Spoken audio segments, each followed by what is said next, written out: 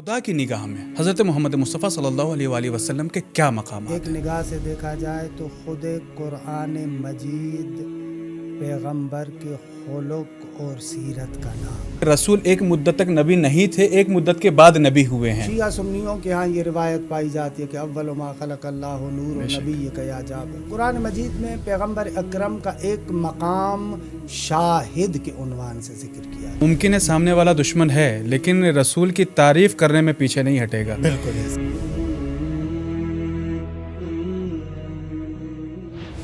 اعوذ باللہ من الشیطان الرجیم، بسم اللہ الرحمن الرحیم۔ تمام تعریف اس خداوند متعال کے لیے کہ جو عالمین کا رب ہے، اور کروڑوں سلام ہو محمد و آل محمد پر۔ ناظرین کرام، السلام علیکم ورحمۃ اللہ وبرکاتہ۔ فجر میڈیا کے توسط سے آج ہم آپ کی خدمت میں ایک نئے پوڈ کاسٹ کو لے کر حاضر ہوئے ہیں کہ جس کا عنوان ہے سیرت و مقام پیغمبر قرآن کی نگاہ میں۔ اور اس اہم گفتگو میں آج ہمارے ساتھ ہیں حجت الاسلام والمسلمین عالی جناب مولانا وسیم رضا سبحانی صاحب قبلہ۔ مولانا، سب سے پہلے ہم آپ کی خدمت میں سلام عرض کرتے ہیں اور اس گفتگو کا آغاز اس سوال سے کرتے ہیں کہ واقعاً دنیا آج حضرت محمد مصطفیٰ صلی اللہ علیہ وآلہ وسلم کے اخلاق و کردار کے بارے میں جانتی ہے اور کسی حد تک آگاہ بھی ہے، لیکن ہمارا سوال یہ ہے کہ خدا کی نگاہ میں حضرت محمد مصطفیٰ صلی اللہ علیہ وآلہ وسلم کے کیا مقامات ہیں؟ بسم اللہ الرحمن الرحیم۔ پروردگار عالم آپ کی توفیقات خیر میں اضافہ فرمائے اور انشاءاللہ خداوند منان یہ توفیق عنایت فرمائے کہ بارگاہ ختمی مرتبت صلی اللہ علیہ وآلہ وسلم میں کچھ اپنے ناقص عرائض پیش کر سکیں۔ قرآن مجید میں حضرت ختمی مرتبہ صلی اللہ علیہ وآلہ وسلم کے بہت سارے مقامات اور بہت ہی عظیم درجات کا تذکرہ کیا گیا ہے، بلکہ ایک لحاظ سے دیکھا جائے تو شاید یہ جملہ مبالغہ نہیں ہوگا کہ ایک نگاہ سے دیکھا جائے تو خود قرآن مجید پیغمبر کے خلق اور سیرت کا نام ہے۔ کہ بعض روایات میں آیا بھی ہے ہمارے ہاں کہ یہ سوال ہوتا ہے جناب عائشہ سے کہ پیغمبر کا اخلاق اور سیرت کیا تھی، تو یہ مشہور و معروف روایت ہے کہ وہ فرماتی ہیں کہ کان خلقہ القرآن، پیغمبر کا اخلاق، پیغمبر کی سیرت وہی قرآن مجید ہے۔ تو قرآن مجید میں بہت سارے مقامات پیغمبر ختمی مرتبت کے ذکر ہوئے ہیں۔ ظاہر سی بات ہے کہ ہم اس مختصر سے وقت میں نہ تو ان تمام مقامات کا احاطہ کر سکتے ہیں، نہ ان تمام مقامات کے بارے میں کوئی تفصیلی گفتگو کر سکتے ہیں، بس اشارے کی حد تک مختلف مقامات کی طرف اشارہ کریں گے۔ بسم اللہ۔ پہلا مقام جو بندہ حقیر کی نگاہ میں قرآن مجید میں پیغمبر ختمی مرتبت کے لیے ذکر ہوتا ہے، سورہ مبارک آل عمران میں 81 نمبر آیت میں پروردگار عالم نے پیغمبر اکرم کو امام الانبیاء کے عنوان سے مطرح کیا کہ یہ ایک بہت ہی عظیم مقام ہے، یعنی تمام مخلوقات میں باشرف انسان ہے، اور انسانوں میں جو باشرف اور بافضیلت ہیں وہ انبیاء اولیاء ہیں، اور ان انبیاء کا بھی جو امام قرار دیا جا رہا ہے وہ حضرت ختمی مرتبہ کو قرار دیا جا رہا ہے کہ یہ بہت ہی عظیم مقام ہے۔ مثلا اس آیت کریمہ کو آپ مد نظر رکھیں، اگرچہ اس آیت کے بارے میں مختلف مفسرین نے مختلف نکات ذکر کیے ہیں، لیکن بندہ حقیر جو یہاں پر معنی عرض کر رہا ہوں یہ آیت کا اظہر معنی ہے اور ہماری روایات آل محمد کے ساتھ بھی سازگار ہے۔ وَإِذَا أَخَذَ اللَّهُ مِيثَاقَ النَّبِيِّينَ لَمَا آتَيْتُكُم مِّن كِتَابٍ وَحِكْمَةٍ ثُمَّ جَاءَكُمْ رَسُولٌ مُصَدِّقٌ لِّمَا مَعَكُمْ لَتُؤْمِنُنَّ بِهِ وَلَتَنصُرُنَّهُ، کہ جب پروردگار عالم نے تمام انبیاء سے میثاق لیا، وَإِذْ أَخَذَ اللَّهُ مِيثَاقَ النَّبِيِّينَ، نبیین جمع کا صیغہ، اس پر الف لام آیا، عمومیت کا فائدہ دے رہا ہے، یعنی پروردگار عالم نے جب تمام انبیاء سے یہ تعہد لیا، یہ میثاق لیا، یہ وعدہ لیا، کیا وعدہ تھا کہ لما آتیتکم من کتاب، کہ اہل ادب کہتے ہیں کہ یہ لام توطئہ یعنی قسم کے لیے مقدمے کی حیثیت رکھتا ہے، اور یہ جو اس میں ما آیا ہے یہ شرطیہ کے معنی میں ہے، یعنی کانو اذا کے معنی میں ہے۔ ما آتیتکم یعنی ای اذا آتیتکم من کتاب و حکمت ثم جاءکم رسول مصدق لما معکم لتؤمنن بہ، تو لما آتیتکم کا جواب بنتا ہے لتؤمنن بہ، یعنی تمام انبیاء سے خدا وعدہ لے رہا ہے کہ یہ جو میں تمہیں کتاب دے رہا ہوں، یہ جو میں تمہیں حکمت دے رہا ہوں، اپنے آسان الفاظ میں کہوں یہ جو میں تم کو نبوت دے رہا ہوں، یہ نبوت اس شرط کے ساتھ ہے کہ لتؤمنن بہ، جو تمہارے بعد رسول آئے گا، جو تم لے کر آئے ہو اس کی تصدیق کرنے والا ہوگا، اس پر حتماً تم لوگوں نے ایمان لانا ہے۔ کہ اہل ادب بھی جانتے ہیں کہ تاکید سے بیان کیا جا رہا ہے لتؤمنن بہ، ضرور بضرور تم لوگ اس پر ایمان لے کر آؤ گے، یعنی یہ کتاب، یہ حکمت جب تمہیں ملے تو شرط یہ ہے کہ حتماً اس پر ایمان لے کر آؤ، اور نہ فقط یہ کہ اس پر ایمان لے کر آؤ بلکہ اس کی نصرت بھی کرو، کہ یہاں پر انشاءاللہ گفتگو میں آگے اس کو ذکر کریں گے کہ گزشتہ انبیاء پیغمبر کی نصرت کیسے کر سکتے ہیں۔ لیکن پہلے مرحلے میں جو میں نے عنوان باندھا کہ رسول اللہ تمام انبیاء کے امام ہیں، وہ یہ آیت کا جملہ بیان کر رہا ہے کہ تمام انبیاء کو کہا جا رہا ہے کہ آپ سارے کے سارے اس پر حتماً ایمان لائیں اور نصرت بھی کریں، بہت اچھا۔ اور مزے کی بات یہ کہ ہماری بعض روایات کے اندر ہے کہ نہ فقط ان انبیاء کو یہ ذمہ داری دی گئی بلکہ انبیاء کو کہا گیا کہ اپنی امتوں سے بھی یہ تعہد لو کہ تم لوگوں نے آخری نبی پر ایمان بھی لانا ہے اور اس کی نصرت بھی کرنی ہے۔ اچھا مولانا، یہاں پر ایک جو کمبینیشن ہے کہ ایمان بھی لانا ہے اور مدد بھی کرنی ہے، یہ کمبینیشن بہت مضبوط ہے۔ بہت ساری مرتبہ اپنے یہاں ایک خیال یہ ہو جاتا ہے کہ صرف ایمان لے آنا کافی ہے یا کسی کو مان لینا کافی ہے، جو اس کا دوسرا رخ ہے نصرت بھی کرنا ہے، تو اگر ذرا سا آپ اس پر بھی روشنی ڈال دیں تو بات مکمل ہو جائے کہ نصرت سے کیا مراد ہے۔ یہ بہت ہی خوبصورت آپ نے سوال کیا۔ ہمارے یہاں عام طور پر ایمان کو فقط علم کے ساتھ جوڑا جاتا ہے، یعنی مجھے پتا ہے کہ یہ فلاں آدمی اس طریقے سے ہے، نہ، جانکاری اور چیز ہے، ایمان اور چیز ہے۔ ہو سکتا ہے ایک بندہ کسی کو جانتا ہو، آپ نے تاریخ میں پڑھا ہے کہ بھئی اہل بیت اطہار کے فضائل و مناقب کو تو دشمن بھی جانتے تھے، امیر المومنین کے مناقب کو مخالفین بھی جانتے تھے، لیکن ایمان اس جانکاری کے بعد کا مرحلہ ہے۔ ایمان کا مقصد یہ ہے جو میں جان رہا ہوں اس پر اپنا پورا وجود میں ڈھال دوں، اپنے پورے وجود کے ساتھ قبول کروں۔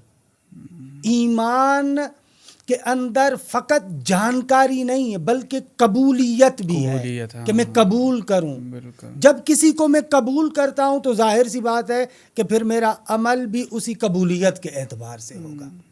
اور یہ بہت ہی اچھے نقطے کی طرف آپ اشارہ کر رہے ہیں کہ یہاں پر انبیاء کو کہا جا رہا ہے لَتُؤْمِنُنَّ بِهِ وَلَتَنْصُرُنَّهُ، یعنی آپ حتماً اس پر ایمان بھی لائیں اور نصرت بھی کریں، یعنی دوسرے لفظوں میں ایمان کا لازمہ نصرت کی شکل میں آ رہا ہے۔ بہت اچھا۔ اگر میں کسی ذات پر ایمان رکھ رہا ہوں تو یہ ایمان خود تقاضا کرتا ہے کہ میں اس کی نصرت بھی کروں۔ بہت اچھا، بہت اچھا۔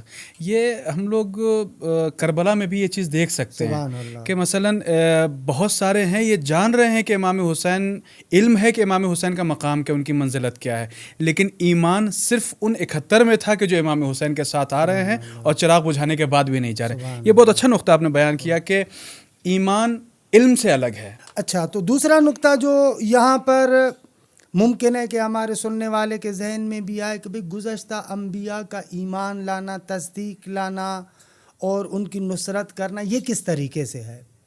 تو اس کا جو عام طور پر مفسرین نے جواب دیا ہے وہ اس طریقے سے ہے کہ گزشتہ انبیاء جتنے بھی آئے، ہر نبی خود اپنی امت کو آنے والے رسول کی بشارت دیتا تھا۔ بے شک۔ اچھا یہ جو آنے والے رسول کی بشارت دے رہا ہے، اپنے تصدیق اور ایمان کا بھی اظہار کر رہا ہے اور اس طریقے سے مدد بھی کر رہا ہے۔ مثلا فرض کریں، مثال دوں، حضرت عیسیٰ مشہور قول کے مطابق جو آخری نبی ہے، وہ جو پیغمبر اکرم کی بشارت دے رہے ہیں، یا حضرت موسیٰ جو پیغمبر ختمی مرتبت کی بشارت دے رہے ہیں، یہ در حقیقت ان کی نبوت اور رسالت کے قبول کروانے میں کمک اور مدد کر رہے ہیں، یعنی اوتھینٹیکیٹ کر رہے ہیں۔ بالکل ایسے ہی، یعنی خود ان کا بشارت دینا، مثلا حضرت موسیٰ اگر بشارت دے رہے ہیں تو یہودیوں پر حجت تمام ہو رہی ہے، اگر حضرت عیسیٰ مثلا بشارت دے رہے ہیں تو عیسائیوں پر یہ جو ہے وہ کیا حجت تمام ہو رہی ہے۔ اس انداز سے وہ کمک بھی کر رہے ہیں۔ اچھا ایک جملہ جو بہت ہی خوبصورت نقطہ ہے ہماری روایات کے اندر ہے، ہماری روایات کے اندر اس نصرت کو ایک اور انداز سے بھی بیان کیا گیا ہے۔ عام مفسرین نے ایسے بیان کیا کہ ان کی بشارت دینا یہ خود رسول اللہ کی ایک طریقے کی مدد ہے، نصرت ہے۔ لیکن ہمارے ہاں جو شیعہ اسرار میں سے اور شیعہ بنیادی اعتقادات میں سے ہے عقیدہ رجعت ہے۔ ہمارے عقیدہ رجعت کے مطابق بعض روایات میں آیا ہے کہ یہ جو انبیاء کی نصرت ہے رجعت کے زمانے میں ظاہر ہوگی۔ اچھا کیسے؟ جب رجعت کے زمانے میں، حالانکہ رجعت کی جو روایات ہیں ان میں سے بعض روایات میں کہ امیر المؤمنین آئیں گے اور یہ تمام انبیاء دوبارہ بلائے جائیں گے اور وہ انبیاء امیر المؤمنین کی اس عنوان سے کہ رسول اللہ کے خلیفے ہیں ان کی مدد کریں گے تاکہ اپنے استعہد پر عمل کر چکے ہوں۔ سبحان اللہ، سبحان اللہ۔ اس زمانے میں یہ ظاہر ہوگی، اور ظاہر سی بات ہے کہ ہمارے ہاں جو، اگر اجازت دیں تو میں ایک بات عرض کرنا چاہوں، اگرچہ الکلام یجر الکلام کے عنوان سے، ہمارے ہاں جو امامت اور خلافت کا تصور ہے وہ عام تصور سے ہٹ کر ہے۔ ہمارے جو برادران اہل سنت کے عام طور پر جو امامت کا تصور ہے وہ ایک سیاسی حکمران کا تصور ہے، لیکن ہمارے ہاں یہ جو امامت اور خلافت ہے یہ ایک الہی منصب ہے، الہی منصب ہے، اور بہت ہی خوبصورت انداز ہے یہ جو ہمارے متکلمین نے بیان کیا۔ لیکن ہمارے ان متکلمین سے پہلے خود امیر المؤمنین نے، وہ جو معروف ہے خطبہ شکشکیہ، مولانا ممکن ہے کہ ہمارے ناظرین میں سے کچھ برادران اہل سنت بھی ہوں، تو یہ جو بھی آپ نے لفظ استعمال کیا کہ ہمارے یہاں امامت یہ الہی منصب ہے، تو یہ الہی منصب کو ذرا واضح کریں گے آپ کہ الہی منصب سے کیا مراد ہے؟ جی اسی کو تھوڑی سی توضیح دینا چاہ رہا تھا، اس کو واضح کرنا چاہ رہا تھا، اور میں چاہ رہا تھا کہ اس کی وضاحت کے لیے خود مولا امیر علیہ السلام کا بیان لے کر بہت عمدہ۔ یہ جو مشہور و معروف ہمارے ہاں خطبہ ہے، خطبہ شکشکیہ کے عنوان سے کہ امیر المومنین کا ایک درد دل ہے، وہاں پر اگر آپ غور کریں نا، خطبے کے دوسرے مطالب کو چھوڑتے ہوئے جو خطبے کا آغاز ہوتا ہے، اما واللہ لقد تقمصها فلان وانه لیعلم ان محلی منها محل القطب من الرحا ینحدر عنی السیل ولا یرکا الی الطیر، کہ یہاں پر آپ دیکھیں امیر المومنین جو پہلا جملہ ہے بڑی تاکیدات کے ساتھ، اما تنبیہ کے لیے، خبردار کرنے کے لیے، واللہ تاکید کے لیے، لقد تاکید کے لیے، ان تمام تاکیدات کے بعد امیر المومنین کیا فرماتے ہیں؟ اما واللہ لقد تقمصها فلان، فلاں بندے نے کھینچ تان کر خلافت کے پیراہن کو پہن لیا۔ تعبیر پر غور کیجئے گا، یعنی یہ حق امام علی کا تھا، زبردستی ان سے چھینا گیا ہے۔ جی لیکن جو میں توجہ دلانا چاہتا ہوں، امیر المؤمنین خلافت کو یہاں پر تعبیر کر رہے ہیں، بیان کریں قمیص کے ساتھ، لقد تقمصها فلان، فلان نے یہ جو پیراہن خلافت ہے اس کو پہن لیا۔ ان کی نقطہ نگاہ سے خلافت پیراہن کی شکل میں ہے، لباس کی شکل میں، کہ ظاہر سی بات ہے کہ لباس ہو، پیراہن ہو، زینت کے لیے ہوتا ہے۔ لیکن امیر المومنین جب اپنا نقطہ نگاہ بیان کر رہے ہیں، وہاں پر خلافت کو تعبیر کر رہے ہیں قطب کے ساتھ، وَإِنَّهُ لَيَعْلَمُ أَنَّ مَحَلِّي مِنْهَا مَحَلُّ الْقُطْبِ مِنَ الرَّحَا، حالانکہ اسے پتا تھا کہ میری منزلت اس خلافت میں اس قطب کی مانند ہے کہ ان محلی انہو لیعلم ان محلی منہا محل القطب من الرحا، یہ جو چکی ہے، چکی کے دو پارٹ ہوتے ہیں، ان دونوں پارٹوں کو جو چیز آپس میں وصل کرتی ہے، جوڑتی ہے، وہ قطب ہے، وہ میخ ہے جو ان دونوں کو جوڑتی ہے۔ تو کانہ امیر المومنین فرماتے ہیں کہ ہمارے نقطۂ نگاہ سے امامت و خلافت قطب ہے. وہاں پر اگر آپ دیکھیں تو وہاں پر آپ کو خلافت قمیص کی شکل میں نظر آتی ہے. اگر اس کو میں استعارے کو کنایے کو تھوڑا سا کھولنا چاہوں تو اس طریقے سے بنتا ہے. قمیص معمولاً انسان اپنے زیب و زینت کے لیے پہنتا ہے. اما وہ جو قطب ہے، چکی کے جو دو پارٹ ہیں، دو حصے ہیں، دو پتھر ہیں، ان دونوں کو جوڑنے والی چیز وہ قطب ہے. کہیں نہ کہیں ایک منٹ جی کانہ امیر المومنین اس عالم دنیا کو چکی کا ایک پارٹ سمجھتے ہیں اور عالم معنی اور عالم ملکوت اس کو چکی کا دوسرا پارٹ سمجھتے ہیں. اور جو چیز ان دونوں چیزوں کو آپس میں جوڑتی ہے وہ قطب ہے. کہ یہ اس کی وضاحت خود دعائے ندبہ میں بھی ہم پڑھتے ہیں، این سبب المتصل بین الارض والسماء، کہ یہاں پر اس چکی کے جو دو پارٹ ہیں یہ ارض و سما ہے. ہمارے نزدیک امامت وہ حلقہ وصل ہے جو دنیا کو اس عالم کے ساتھ جوڑتا ہے. سبحان اللہ سبحان یہ بنیادی تفکر جو امامت اور خلافت کے بارے میں ہمارے ہاں اور وہاں پر فرق کرتا ہے. یعنی اس کو عام زبان میں یوں کہہ دیں کہ امام علی علیہ الصلوۃ والسلام خود کو وہ رابط معرفی کر رہے ہیں کہ جو خدا اور بندے کے درمیان ہے. بالکل بالکل بہت عمدہ. البتہ یہاں پر میں ایک جملہ کہہ دوں کہ ممکن ہے کہ کوئی بندہ اس سے غلط نتیجہ بھی نہ لے.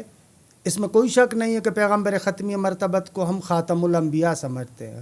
امامت نبوت کے اختتام سے منافات نہیں رکھتی. یعنی نبوت ختم ہو چکی ہے، یعنی تشریع جو خداوند متعال کی جانب سے آنی تھی، جو شریعت آنی تھی وہ آ چکی. رسول اللہ خاتم الانبیاء ہے. لیکن امام وہ جو پیغمبر اکرم میراث الہی لے کر آئے، اس کے محافظ بھی ہیں، اس کے مفسر بھی ہیں اور اس کو نافذ کرنے والے. بہت اچھے نقطے کی طرف اشارہ. سبحان اللہ. یہ بہت ہی ضروری ہے کہ بہت سارے لوگ پروپیگنڈا کرتے ہیں کہ شیعہ عقیدے کے مطابق جو امامت ہے یہ تو وہی نبوت ہے نا. یہ وہ میراث پیغمبر لے کر آئے، اس کے محافظ امام ہے، اس کے مفسر امام ہے، اس کے نافذ کرنے والے امام ہیں. یعنی امامت بالکل نبوت کے پیرالل میں نہیں ہے، برابری میں نہیں ہے. بالکل بالکل ہے نا. ان کی حفاظت کے لیے ان کے جو محنت ہے، ان کی طرف سے اللہ کی طرف سے جو آئی ہوئی شریعت ہے، اس کی حفاظت کی ذمہ داری امامت کے حوالے ہے. تو وہ اصل نقطہ ہم جو ہے وہ کیا بھول نہ جائیں کہ ہم نے کہا کہ اس آیہ کریمہ کی ایک تفسیر رجعت کے زمانے میں ظاہر ہوگی جب امیر المؤمنین آئیں گے، اور یہ تمام انبیاء آتے ہیں امیر المؤمنین کی مدد کرنا، در حقیقت رسول اللہ کی مدد کرنا. سبحان اللہ. دین الہی کی کمک کرنا ہے. تو اسی کو اس آیہ کریمہ نے بہت ہی خوبصورت طریقے سے بیان کیا کہ وَلَتَنْصُرُنَّ، کہ آپ کو میں نبوت دے رہا ہوں، رسالت دے رہا ہوں، لیکن شرط یہ ہے کہ اس پر ایمان بھی لانا ہے اور حتماً اس کی مدد بھی کرنی ہے. یہ ایک جنبہ، اگرچہ یہاں پر اور بھی بہت زیادہ گفتگو ہو سکتی ہے، لیکن تھوڑا سا بحث کو آگے بڑھاتے ہیں کہ پیغمبر ختمی مرتبت کا پہلا مقام جو خود قرآن مجید ذکر کرتا ہے وہ یہ ہے کہ امام الانبیاء.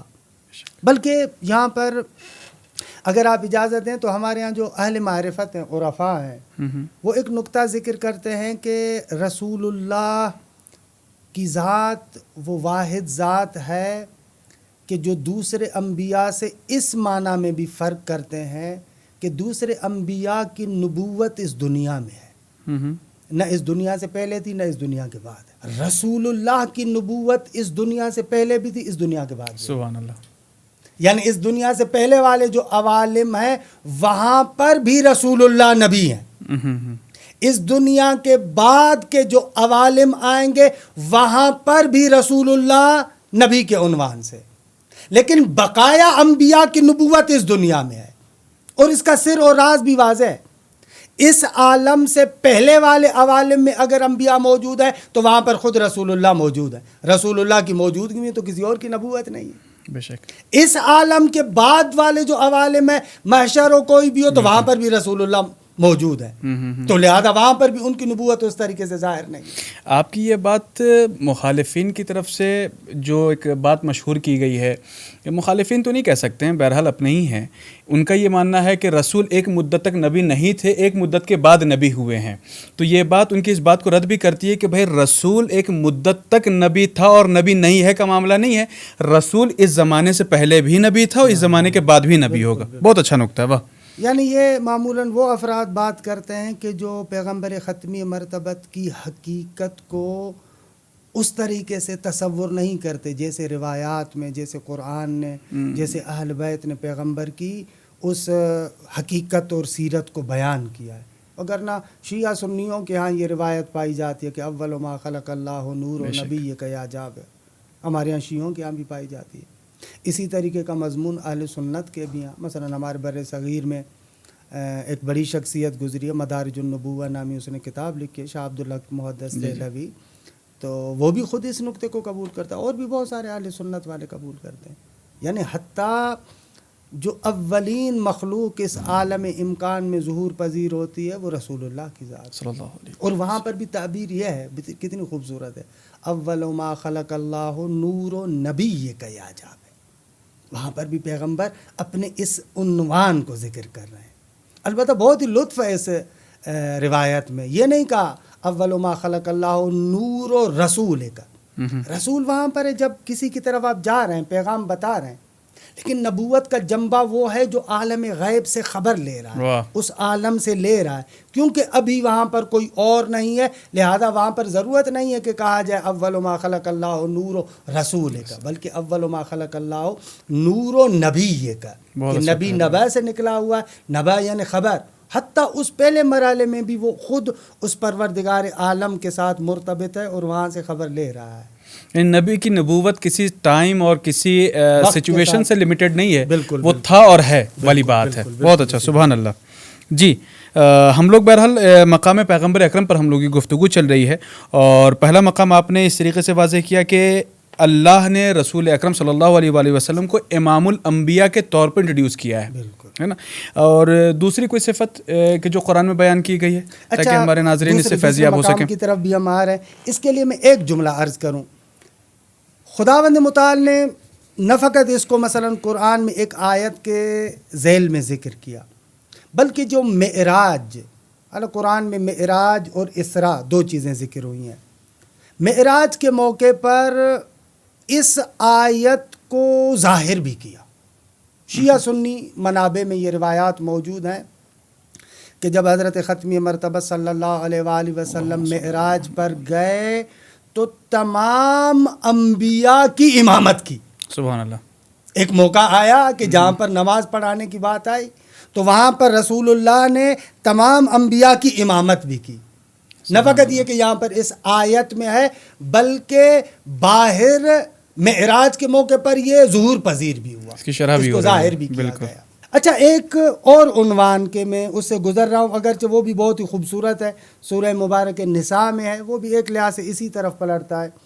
فَكَيْفَ إِذَا جِئْنَا مِن كُلِّ أُمَّةٍ بِالشَّهِيدٍ وَجِئْنَا بِكَ عَلَىٰ هَٰؤُلَاءِ شَهِيدًا، کہ سورہ نساء کی 41 نمبر آیت ہے، کہ یہ بھی تقریباً اسی نقطے کی طرف پلٹتا ہے. قرآن مجید میں پیغمبر اکرم کا ایک مقام شاہد کے عنوان سے ذکر کیا گیا ہے. یعنی ہر نبی اپنی امت پر شاہد ہے، گواہ ہے، اور رسول اللہ کو تمام انبیاء پر شاہد قرار دیا. سبحان اللہ. یہ بھی خود امام الانبیاء ہونے والے جنبے کی تاکید ہے. بالکل. اچھا، ایک اور مقام کہ جو بہت ہی سرعت کے ساتھ میں اس کو ذکر کروں، وہ مقام پیغمبر ختمی مرتبت کا مقام محمود ہے. یہ جو مقام ہے، مقام محمود، قرآن مجید میں پیغمبر ختمی مرتبت کے لیے یہ ایک عظیم مقام ہے. مرحوم علامہ طباطبائی رحمۃ اللہ علیہ تفسیر مبارک المیزان میں خود اس لفظ سے مقاماً محمودہ کہتے ہیں، یہ مطلق ہے. اس مقام محمود کو مقید نہیں کیا گیا. یہ الفاظ تھوڑے سخت استعمال کر رہا ہوں، آسان کر دیں، اس کا معنی کر دو.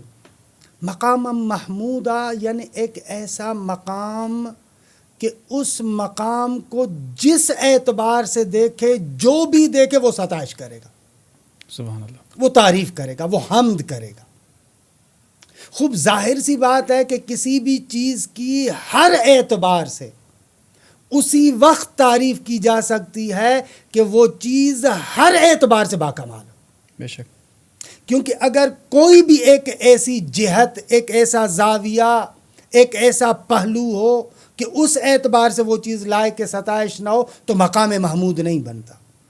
بقول مرحوم علامہ کے یہ مقام محمودہ کی تعبیر بتا رہی ہے کہ پروردگار عالم کے بعد عالم امکان میں جو کمال محض ہے، جو حسن محض ہے، وہ رسول اللہ کی ذات ہے۔ سبحان اللہ، کہ جس جنبے کے اعتبار سے، جس پہلو کے اعتبار سے آپ نگاہ کریں، رسول اللہ کی آپ ستائش کریں گے۔ جسے ہم لوگ ایک سادہ زبان میں یوں کہہ دیں کہ ممکن ہے سامنے والا دشمن ہے لیکن رسول کی تعریف کرنے میں پیچھے نہیں ہٹے گا، بالکل ایسے، رسول کے خلاف کھڑا ہے مگر رسول کو امین بھی کہہ رہا ہے۔ بالکل بالکل یہ مقام محمود ہے۔ اور مزے کی بات یہاں پر ایک جملہ اگر آپ مجھے اجازت دیں تو پھر میں بعض اہل معرفت کا ایک جملہ عرض کروں۔ مرحوم عبدالرزاق کاشانی، ان کی ایک تفسیر ہے، البتہ وہ اہل معرفت کی جیسے عرفاء کی تفسیر ہوتی ہے تعویلات کے عنوان سے۔ وہ وہاں پر ایک جملہ کہتے ہیں کہ پیغمبر ختمی مرتبت کا یہ مقام محمود ایک تو عالم آخرت میں ظاہر ہوگا، اور عالم دنیا میں یہ مقام محمود اسی وقت کامل ہوگا جب ان کا آخری نائب یعنی حضرت ولی عصر ارواحنا لہ الفدا ظہور کریں گے۔ سبحان اللہ، کیونکہ جب ان کا ظہور ہوگا تو دنیا کے اعتبار سے بھی مقام محمود کامل ہو جائے گا۔ یعنی آج جو پوری دنیا رسول اکرم کی تعریف کر رہی ہے یہ ابھی بھی مکمل نہیں ہے، ابھی بھی مکمل نہیں ہے۔ واہ سبحان کیونکہ اللہ، بالآخر دنیا میں اس وقت ہم دیکھیں جو دنیا سے خداوند متعال کا ہدف تھا کہ انسان کمال تک پہنچے، سعادت تک پہنچے، یہ دنیا عدل و انصاف سے بھری ہوئی ہو، یہ ابھی تک ہم نے نہیں دیکھا۔ یہ چیز کامل طریقے سے ظہور کب کرے گی؟ جب وہ آخری نائب آئے انشاءاللہ۔ اور ایک لحاظ سے دیکھا جائے وہ خود رسول اللہ کے نور کا تسلسل ہے۔ بے شک، ہمارے عقیدے کے اعتبار سے ائمہ اسی نور کا تسلسل ہے۔ تو یہ دنیا کے پروردگار عالم اس پیغمبر کے آخری وصی کے ذریعے سے اس دنیا کو عدل و انصاف سے بھر دے گا، کما ملئت ظلما و جورا، تو وہاں پر یہ مقام محمود ظاہر ہوگا۔ یہ واقعی اسی لیے ہمارے ایک جملہ، جی اسی لیے ہمارے یہاں روایات میں یہ جو آیہ کریمہ ہے کہ وَأَشْرَقَتِ الْأَرْضُ بِنُورِ رَبِّهَا، ہماری روایات کے مطابق ہے کہ اس آیت کی تعویل اس وقت ظاہر ہوگی جب اس دنیا میں یوسف زہرا کا ظہور ہوگا انشاءاللہ۔ واقعاً دنیا وَأَشْرَقَتِ الْأَرْضُ بِنُورِ رَبِّهَا، پروردگار عالم کے نور سے دنیا جگمگا اٹھے گی۔ بس امام زمانہ کا ظہور ایک تو اس پوری دنیا کو خدا کے نور سے منور کرے گا، اور دوسرا پیغمبر اکرم کا مقام محمود اپنی آخری حد تک پہنچ جائے گا۔ یہ خود سوچنے میں کتنا اچھا لگ رہا ہے کہ آج کے اس پراشوب زمانے میں کہ جہاں کئی سارے پروپیگنڈے پھیلائے جا رہے ہیں، کئی ساری افواہیں پھیلائی جا رہی ہیں، اس کے بعد بھی رسول کے اتنے شہدائی ہیں موجود کہ جو مسلمان بھی نہیں ہیں مگر رسول کے لیے بات کر رہے ہیں، رسول کے لیے اپنے جذبات کا اظہار کر رہے ہیں، لیکن یہ بات بھی ابھی تک مکمل نہیں ہے۔ یہ کمال اس وقت ہوگا کہ جب امام زمانہ ظہور فرمائیں گے۔ واقعی یہ سوچ کر میں کتنا اچھا لگ رہا ہے امام زمانہ کے ظہور کے بعد رسول مقبول کی شخصیت کتنی بلند و بالا ہو جائے گی، اور لوگ کس طریقے سے انہیں قبول فرمائیں گے۔ بہت عمدہ، واہ واہ واہ واہ۔ کہ یہ ایک مقام ہے کہ ہمارا وقت بھی بہت ہی سرعت کے ساتھ تقریباً گزرتا جا رہا ہے، بالکل گزرتا جا رہا ہے، کہ شاید ہمارے ہاں دامن وقت میں گنجائش نہ ہو کہ میں کسی اور مقام کی طرف بھی آؤں، لیکن ایک جملہ عرض کرنا چاہوں گا کہ یہ ایک اور مقام جو قرآن مجید میں سورہ مبارک ضحیٰ میں پروردگار عالم فرماتا ہے وَلَسَوْفَ يُعْطِيكَ رَبُّكَ فَتَرْضَىٰ، کہ ہماری روایات کے مطابق یہ وہ شفاعت کبریٰ کا مقام ہے۔ سبحان اللہ۔ کہ محشر میں ہم لوگوں کے ابرال ابھی ہمارا موضوع نہیں ہے، لیکن ہمارے ہاں تصور فقط یہ ہے کہ گناہ گار کی شفاعت ہوتی ہے۔ نہ، میدان محشر میں ہر بندہ شفاعت کا محتاج ہوگا، گناہ گار محتاج ہوگا کہ اس کو گناہوں سے شفاعت دی جائے، اور جو اچھا عابد انسان ہے وہ ترفیع درجے کے لیے، درجے کی بلندی کے لیے شفاعت کا محتاج بہت ہے۔ عمدہ۔ کہ جس امام کے چوتھے امام ابھی کچھ عرصہ پہلے جو ان کے ایام گزرے ہیں، ان کا ایک فرمان ہے چوتھے امام کا کہ ما من الاولین والآخرین الا وَهُوَ مُحْتَاجٌ إِلَى شَفَاعَةِ محمد صلی اللہ علیہ وآلہ اللہم وسلم. صلی اللہ علیہ اولین و آخرین میں سے کوئی نہیں ہوگا میدان محشر میں مگر یہ کہ رسول اللہ کی شفاعت کا. سبحان اللہ سبحان اللہ. اگر کوئی گناہگار ہے وہ جنت میں جا رہا ہے پیغمبر کی شفاعت سے، حتیٰ انبیاء کے درجات بلند ہو رہے ہیں تو رسول اللہ کی شفاعت سے. واہ واہ واہ کہ وَلَسَوْفَ يُعْطِيكَ رَبُّكَ فَتَرْضَىٰ، ایک عظیم مقام ہے. اور حتیٰ ہمارے یہاں روایات میں بہت ہی خوبصورت روایات ہیں اس کے ذیل میں. کبھی کبھار کوئی بندہ آتا ہے امام سے پوچھتا ہے مولا قرآن میں سب سے زیادہ امیدوار کرنے والی کون سی آیت ہے؟ امام علیہ السلام ان سے پوچھتے ہیں کہ بھئی تمہارے لوگ کیا کہتے ہیں، وہ کچھ خاص جواب دیتے ہیں. لیکن وہاں پر امام علیہ السلام فرماتے ہیں کہ ہم اہل بیت کے نزدیک سب سے زیادہ امیدوار کرنے والی آیت یہی ہے وَلَسَوْفَ يُعْطِيكَ رَبُّكَ فَتَرْضَىٰ. امام فرماتے ہیں یہ وہی شفاعت کبریٰ ہے، یہ وہی شفاعت کبریٰ ہے کہ اتنا عظیم مقام. کہ بہرحال یہاں پر بھی بہت زیادہ گفتگو کی جا سکتی ہے کہ گزرتے ہیں کہ پیغمبر ختمی مرتبت کا ایک اور مقام، کہ ایک لحاظ سے دیکھا جائے اس مقام محمود کا ظہور بھی ہے، ایک لحاظ سے دیکھا جائے یہ شفاعت کبریٰ کا مقام جو پیغمبر ختمی مرتبت کے لیے ہے. اچھا خود قرآن مجید میں اگر آپ دیکھیں نا، پیغمبر اکرم کے ساتھ جو رسول اللہ کے ساتھ خداوند متعال کے خطاب کا بھی طریقہ ہے وہ بھی بالکل دوسرے انبیاء سے انوکھا ہے. بے شک وہ بھی بالکل انوکھا ہے. پروردگار عالم مثلا صرف میں ایک اشارہ کر رہا ہوں، بسم اللہ. حضرت موسیٰ کو کہا کہ اپنی قوم کو لے کر آئیں، وہاں پر وہ اپنی قوم کے ساتھ خدا کی بارگاہ میں آنا چاہ رہے تھے تو اپنی قوم سے جلدی میں آئے. تو وہاں پر تعبیر کیا ہے وَمَا أَعْجَلَكَ عَنْ قَوْمِكَ يَا موسیٰ، اپنی قوم کو پیچھے چھوڑ کر جلدی میں کیوں آئے؟ وَمَا أَعْجَلَكَ.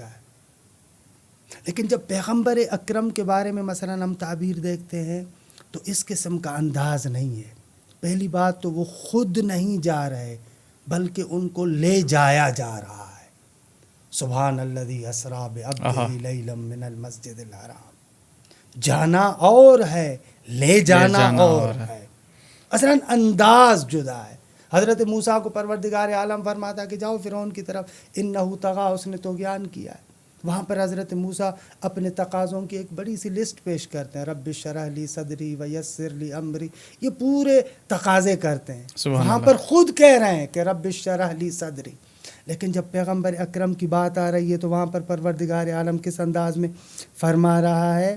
یہ تعبیرات قرآن مجید کی دیکھیں، الم نشرح لک صدرک، واہ واہ واہ. کیا ہم نے تمہیں شرح صدر نہیں دیا؟ وہاں پر وہ مانگ رہے ہیں رب اشرح لی صدری. یہاں پر کہا جا رہا ہے الم نشرح لک صدرک، کیا مصطفیٰ ہم نے تمہیں شرح صدر نہیں دیا؟ ووضعنا عنک وزرک الذی انقض ظہرک، کیا ہم نے وہ بار ہم نے آپ سے اٹھا نہیں لیا؟ سبحان اللہ. وزر. اور یہ بھی خوبصورت ہے ہماری روایات کے اعتبار سے، شیعہ عقیدے کے اعتبار سے. اس وزر کو اٹھانے کے لیے جو مصطفیٰ کو وزیر دیا گیا وہ امیر المومنین. سبحان اللہ. کہ پروردگار عالم فرما رہے وَوَضَعْنَا عَنْكَ وِزْرَكَ، اصلاً وزیر وزر سے نکلا ہوا ہے جو بار اٹھانے والا ہے. پہلے موقع پر دعوت ذی العشیرہ میں جب اپنی رسالت کا اعلان کرتے ہیں تو وہاں پر اپنے وزیر کا اعلان بھی کرتے ہیں، وہ وزیر جو بار مصطفیٰ اٹھانے والا ہے. اس آیت کو ہم لوگ اپنے عقیدے کے تائید کے طور پر بھی استعمال کر سکتے ہیں کہ جیسا کہ ابھی آپ نے فرمایا کہ شیعوں کا عقیدہ یہ ہے کہ امامت محافظ شریعت محمدی ہے. سبحان اللہ. تو جیسے ہی ووضعنا عنک وزرک ہے نا، بار اٹھانے والا، یعنی کہ امیر المومنین علیہ الصلوۃ والسلام کو کبھی بھی شیعہ رسول کے برابر میں لا کر کھڑا نہیں کر رہے ہیں، نبوت کے مقابل میں لا کر کھڑا نہیں کر رہے ہیں، بلکہ نبی اور ہے، امام وزیر ہے اس کا. سبحان اللہ. وزیر کی بہت ہی خوبصورت. اور اس پورے سیناریو کو ذکر کرنے کے بعد پروردگار عالم کیا فرما رہا ہے وَرَفَعْنَا لَكَ ذِكْرًا. سبحان اللہ. اور یہ تعبیر بھی میرے خیال میں انوکھی تعبیر ہے. اس طریقے سے کسی بھی نبی کے لیے اس انداز سے تعبیر قرآن مجید میں نہیں. بہرحال یہ پیغمبر ختمی مرتبت کے بہت سارے مقامات کہ ان سے گزرتے ہیں، دامن وقت میں بھی میرے خیال میں بالکل گنجائش نہیں ہے. ایک جملہ پیغمبر کی سیرت کے بارے میں بھی عرض بسم اللہ.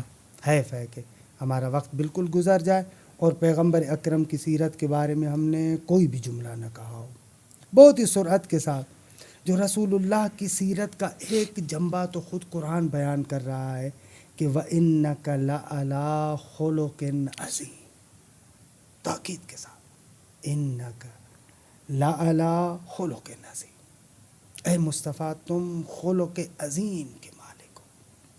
اور یہ آپ دیکھیں جتنی بھی سنن النبی پر کتابیں لکھی گئی ہیں، آپ دیکھیں ظاہری طریقے سے بیٹھنے کے انداز سے لے کر بولنے کے انداز تک، کسی بھی موقع پر آپ ایک ایسا نقطہ نہیں پیش کر سکتے جو پیغمبر کا وہ انداز ابدیت سے ہٹ کر ہو.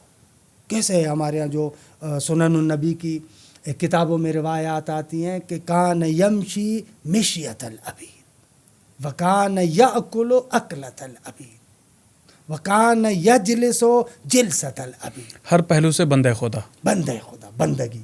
بہت اور یہ بندگی اتنی پیاری تھی رسول اللہ کو. یہ امام رازی نے شرح اشارات میں ایک جگہ پر اس روایت کو نقل کیا ہے. وہ کہتے ہیں کہ جب معراج کی بلندیوں کی آخر تک پیغمبر پہنچے، ثم دنا فتدلی فکان قاب قوسین او ادنا کی آخری منزلوں تک پہنچے، تو وہاں پر ایک مرتبہ عالم غیب سے پروردگار عالم فرماتا ہے بما اشرفوک، اے مصطفیٰ میں کیا دوں تمہیں، بما اشرفوک. وہاں پر امام راضی لکھتے ہیں کہ پیغمبر اکرم فرماتے ہیں کہ خدایا اگر تم مجھے شرافت دینا چاہتا ہے، اگر تم مجھے فضیلت دینا چاہتا ہے، بِأَن تَنْسَبَنِي إِلَيْكَ، سبحان اللہ، خدایا مجھے اپنی طرف منسوب کر، واہ، مجھے اپنا عبد بنا دے. اور اسی وجہ سے ہم قرآن میں دیکھتے ہیں کہ جو معراج کی آیت ہے نا، اس کی بنیاد یہی تعبیر بنتی ہے، سبحان الذی اسریٰ بعبدہ، سبحان اللہ، سبحان کہ یہ عبدیت، خدا کا بندہ، یہ پیغمبر اکرم کو بہت زیادہ پسند ہے. یہ وہ خلق عظیم جو اس بندگی کی صورت میں ظاہر ہو رہی ہے. اس کا قہری نتیجہ کہ ہم بھی بالکل اختتام کی طرف ہے، اس کا لازمی نتیجہ یہ تھا کہ پیغمبر کے وجود میں انسانیت کا بڑے پیمانے پر درد تھا. یہ آپ کو اس قسم کی تعبیرات قرآن میں ملیں گی کہ جو بہت ہی عجیب انداز سے واقعاً، مثلا سورہ مبارک کہف میں فَلَعَلَّكَ بَاخِعٌ نَفْسَكَ عَلَىٰ آثَارِهِمْ إِن لَمْ يُؤْمِنُوا بِهَٰذَا الْحَدِيثِ أَسَفًا. اے مصطفیٰ، ان لوگوں کا درد ایسا ہے کہ قریب ہے کہ ان کے درد کی وجہ سے آپ اپنے آپ کو ہلاک کر دیں. یعنی یہ لوگ آخر اس کتاب الہی پر جو ان کی سعادت کے لیے ہے، اس پیغام کو کیوں نہیں مانتے؟ اس درد میں قریب ہے کہ آپ اپنے آپ کو ہلاک کر دیں. خدا کہہ رہا ہے یہ بات، یہ پروردگار عالم کہہ رہا ہے پیغمبر اکرم کو. اور واقعی کتنا درد ہوگا کہ کتنا خدا اس کے درد اوپر ہے. بات کر رہا ہے. واہ. اور یہاں سے مجھے حضرت امام خمینی رحمۃ اللہ علیہ کا ایک جملہ یاد آ رہا ہے. آپ اس حدیث کے بارے میں کہ جو پیغمبر اکرم کی معروف حدیث ہے کہ ما اوذی نبی کما اوذیت، جس طریقے سے مجھے اذیت دی گئی اس طریقے سے کسی بھی نبی کو اذیت نہیں دی گئی. حضرت امام فرماتے ہیں کہ ظاہر میں دیکھتے ہیں کہ گزشتہ انبیاء پر بڑی مصیبتیں، بعض انبیاء کو قتل کیا گیا، بعض انبیاء کو آرے کے اندر چیر دیا گیا، اور پتہ نہیں کتنی سخت ترین مصیبتیں. ظاہر میں اس طریقے سے تو ہمیں پیغمبر کے بارے میں نظر نہیں آتا، تو پھر کیسے پیغمبر فرما رہے ہیں ما اوذی نبی کما اوذیت؟ امام خمینی وہاں پر کہتے ہیں کہ اصل اذیت کا تعلق معرفت کے ساتھ ہے. سبحان اللہ. انسان کو جتنی معرفت درد کی ہوگی اسی پیمانے پر اذیت ہوگی. بہت اچھا. مثلا دیکھیں ہمارے ہاں اگر ہمارے ہاتھ پاؤں میں کوئی زخم لگ جاتا ہے، اگر ہمیں بے ہوش کر دیا جائے کوئی خبر نہیں ہے، کوئی خبر نہیں ہوگی. یا مثلا دن میں ہمیں درد لگتا ہے، کوئی درد ہوتا ہے، کوئی زخم آتا ہے، دن میں اتنا درد محسوس نہیں کرتے، جیسے ہی رات کا اندھیرا ہوتا ہے درد کو بہت زیادہ محسوس کرتے ہیں. کیوں؟ اس لیے کہ دن میں ہماری توجہات بٹی ہوئی ہیں، ادھر ادھر توجہ بٹی ہوئی ہے. جیسے ہی رات کا اندھیرا ہوتا ہے تمام توجہات اس درد کی طرف متمرکز ہوتی ہیں، ہمیں درد زیادہ محسوس ہوتا ہے. یعنی درد کی جتنی زیادہ معرفت ہوگی درد اتنا بڑھے گا. بہت اچھی تعبیر. کیونکہ پیغمبر ختمی مرتبت معرفت کے اعتبار سے تمام انبیاء سے بالا تر ہے. سبحان اللہ سبحان اللہ.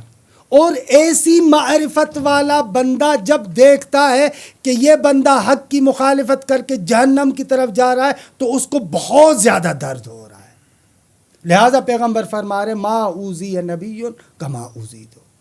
تبھی اتنا درد ہے کہ قرآن کہتا ہے کہ لعلک باخع نفسک علی آثارہم. اور یہی سیرت بھی بیان کرتی ہے کہ آپ نے سنا ہے کہ دیکھیے اب یہاں پر بحث کو بھی تمام کرتے ہیں. جنگ بدر کے بعد کہ جنگ بدر بھی عالم اسلام کی پہلی بڑی جنگ کہ 70 مشرکین مرتے ہیں, 70 مشرکین اسیر ہوتے ہیں. جب وہ جو اسیر مدینے میں لے کر آ رہے تھے, ہاتھ پاؤں میں زنجیر بندھے ہوئے ہیں, رسیاں بندھی ہوئی ہیں, ان کو لے کر جا رہے ہیں. پیغمبر اکرم ایک کونے میں کھڑے ہیں لیکن مسکرا رہے ہیں. وہاں سے ایک کافر جس کے ہاتھ پاؤں بندھے ہوئے ایک مرتبہ رسول اللہ کو دیکھتا ہے اور دیکھ کر کہتا ہے کہ اے محمد, تمہارا اخلاق تو ایسا نہیں تھا. ہم نے تو کبھی نہیں دیکھا کہ آپ کسی مجبور کی مجبوری پر ہنستے ہو. آج مجھے رسیوں میں باندھا ہے, زنجیروں میں باندھا ہے, تو آپ مجھ پر ہنس رہے ہیں. پیغمبر فرما رہے ہیں کہ نہ, ایسے نہیں ہے جیسے تو سمجھ رہا ہے. میں مسکرا اس بات پر رہا ہوں کہ میں تمہارے ہاتھوں میں رسیاں ڈال کے, غل و زنجیر ڈال کے, کھینچ کے جنت کی طرف لانا چاہتا ہوں, تم پھر بھی جہنم کی طرف بھاگتے جا رہے. سبحان اللہ سبحان اللہ. اس بات پر مجھے بہت زیادہ ہنسی آ رہی ہے.